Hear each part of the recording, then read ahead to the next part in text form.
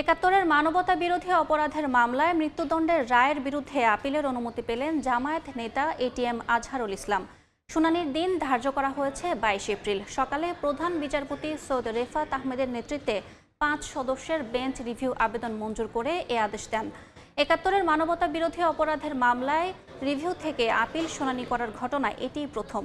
ATM Azharul ইসলামের আইনজীবী জানান, বিচারের ক্ষেত্রে আন্তর্জাতিক আইনের রীতিনীতি না মানা, ন্যায়ভ্রষ্ট বিচার, মামলায় নানা অঙ্গতি সহ 4টি কারণে এ আদেশ দিয়েছেন সর্বোচ্চ আদালত। মুক্তিযুদ্ধের সময় রংপুর অঞ্চলে মানবতা বিরোধী অপরাধের দায়ে 2014 সালের 30 ডিসেম্বর আজহারকে মৃত্যুদণ্ড দেন আন্তর্জাতিক অপরাধ ট্রাইব্যুনাল।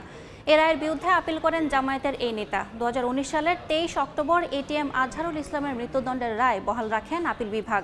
পরে এ রায় পুনর্বিবেচনা চেয়ে আবেদন করেন আজহার।